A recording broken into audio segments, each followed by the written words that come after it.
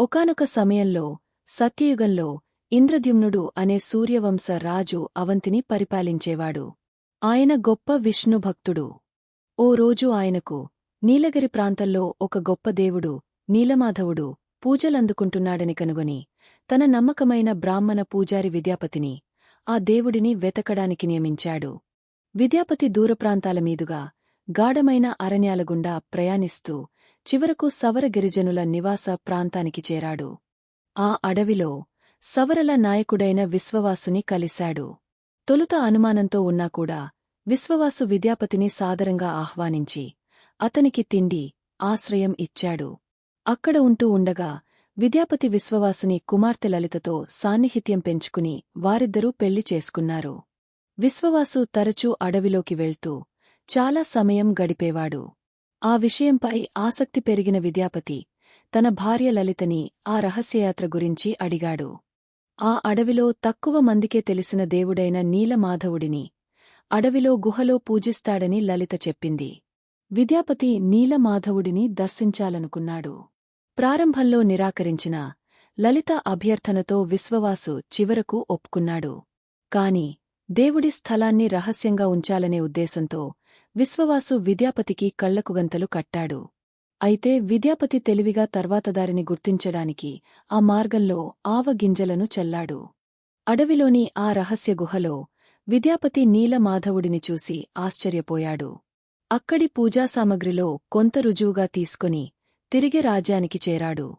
విద్యాపతి కనుగొన్న విషయాన్ని తెలుసుకున్న రాజు ఇంద్రద్యుమ్నుడు తన పరివారంతో కలిసి నీలమాధవుడిని అవంతి నగరానికి తీసుకురావాలనే ఉద్దేశంతో బయలుదేరాడు. ఆవాల మొలకలు చూపిన మార్గాన్ని అనుసరించివారు గుహకు చేరుకున్నారు. నీలమాధవుడి విగ్రహం అదృశ్యమైంది. అక్కడ విగ్రహం లేకపోవడంతో రాజు బాధతో నిండిపోయాడు. ఆవేదనతో తన ఆకాంక్ష నెరవేరకపోవడాన్ని తట్టుకోలేకపోయిన రాజు ఇంద్రద్యుమ్నుడు ఉపవాస దీక్ష చేపట్టాడు. ఒక రాత్రి ఆయనకు స్వప్నంలో విష్ణుమూర్తి జగన్నాథుడి రూపంలో దర్శనమిచ్చి సముద్రతీరంలో తేలే ఒక దివ్యకలపతో నా రూపాలను చెక్కించమని చెప్తాడు. ఆ తర్వాత కొద్ది రోజులకే పూరితీరం దగ్గర సముద్రపు అలలపై తేలుతున్న పవిత్ర చెక్కకొయ్య కనిపిస్తుంది. కాని దానిని చెక్కడం ఎవరికీ సాధ్యం కాలేదు. దేవతల శిల్పి అయిన విశ్వకర్మ రాజు ముందు ఒక వృద్ధ వడ్రంగి అనంత మహారాణాగా వచ్చి విగ్రహాలను చెక్కుతాను. కాని 21 రోజులపాటు ఒంటరిగా పనిచేయాలని ఎవరూ ఆయనను ఆటంకపరచకూడదని షరతు విధించాడు. రాజు ఒక గదిని సమకూర్చాడు. వడ్రంగి తలుపులు వేసుకున్నాడు. రోజుల తరబడి చెక్కే శబ్దం ఏమీ వినపడలేదు. దీనితో రాజుకి ఆసక్తి మరియు ఆందోళన పెరిగాయి. 14వ రోజున రాణి తన ఆసక్తితో రాజును గదిని తెరవమని కోరింది. తలుపు తెరిచినప్పుడు వడ్రంగి అదృశ్యమైపోయాడు. అక్కడ జగన్నాథుడు, బలభద్రుడు మరియు సుభద్రల విగ్రహాలు అసంపూర్ణంగా ఉన్నాయి. రాజు వాటి అసంపూర్ణతను చూసి బాధపడ్డాడు. కాని ఒక దివ్య శబ్దం అతనికి వీటినే ప్రతిష్ఠించి భక్తుల పూజకు అందించమని చెప్పింది. ఇంద్రద్యుమ్నుడు దివ్య ఆదేశాలను అనుసరించి పూరిలో నిర్మించిన గొప్ప జగన్నాథ ఆలయంలో ఈ విగ్రహాలను ప్రతిష్ఠించాడు. అప్పటినుండి శాశ్వతంగా అక్కడ భక్తులు జగన్నాథుని, బలభద్రుని, సుభద్రమ్మను పూజిస్తూ వస్తున్నారు. భారతదేశంలో జరిగే అతిపెద్ద రథయాత్ర పూరి జగన్నాథ రథయాత్ర. జగన్నాథుడు స్వయంగా భక్తుల దగ్గరకు రథంలో ఊరేగుతూ వస్తాడు.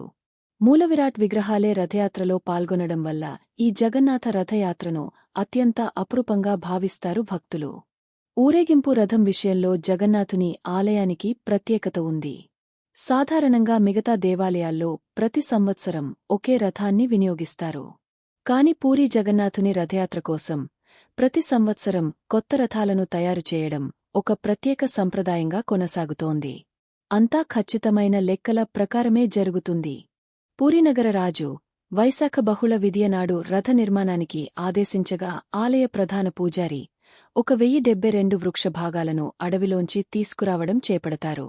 తర్వాత ఈ ముక్కల్ని 2188 భాగాలుగా కోసి 832 భాగాలు జగన్నాథుని రథానికి, 763 ముక్కలు బలరాముని రథానికి, 593 ముక్కలు సుభద్రాదేవి రథానికి సిద్ధం చేస్తారు.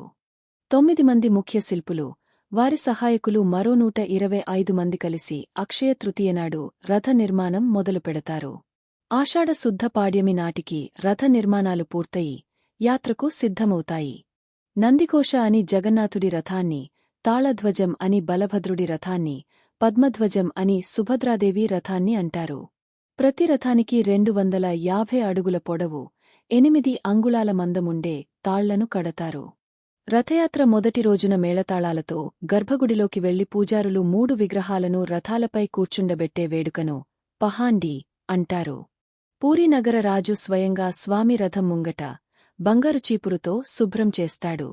ఈ వేడుకను చెరా పహారా అంటారు. జగన్నాథుని రథం మీద ఉండే ప్రధాన పూజారి ఆదేశాల మేరకు జై జగన్నాథ అని భక్తజనం బిగ్గరగా అరుస్తూ తాళ్లను పట్టుకుని రథాన్ని లాగడం మొదలు పెడతారు. దీన్నే ఘోషయాత్ర అంటారు. ఈ క్రమంలో రథం వెనకడుగు వేసే ప్రసక్తే ఉండదు. జగన్నాథుడి గుడి నుంచి కేవలం 3 మైళ్ల దూరంలో ఉండే గుండీచా గుడికి చేరుకోవడానికి దాదాపు 12 గంటల సమయం పడుతుంది. ఆ రాత్రి బయటే రథాల్లోనే మూల విరాట్లకు విశ్రాంతినిస్తారు. మర్నాడు ఉదయం మేళతాళాలతో గుడిలోకి తీసుకువెళతారు. 9 రోజులపాటు గుండీచా దేవి ఆతిథ్యం స్వీకరించిన అనంతరం దశమినాడు తిరుగు ప్రయాణం మొదలవుతుంది. దీన్ని బహుదాయాత్ర అని అంటారు. ఆ రోజు మధ్యాహ్నానికి 3 రథాలు జగన్నాథ ఆలయానికి చేరుకుని గుడిబయటే ఉండిపోతాయి. ఆషాఢ శుద్ధ ఏకాదశినాడు స్వామివార్లను బంగారాభరణాలతో అలంకరించి, ద్వాదశినాడు విగ్రహాలను మళ్లీ గర్భగుడిలోని రత్నసింహాసనంపై అలంకరించడంతో యాత్ర పూర్తవుతుంది. ఈ విధంగా జగన్నాథ రథయాత్ర దైవిక భక్తి మరియు సర్వసాధారణత యొక్క సందేశాన్ని వ్యాప్తి చేస్తూ ప్రపంచవ్యాప్తంగా లక్షలాది భక్తుల హృదయాలలో జగన్నాథుడి దివ్య సాన్నిధ్యాన్ని చిరస్థాయిగా నిలిపింది. ఇలాంటి మరిన్ని కథల కోసం ఈ ఛానెల్కు సబ్స్క్రైబ్ చేయండి మరియు ఈ వీడియోను లైక్ అండ్ షేర్ చేయడం మర్చిపోవద్దు.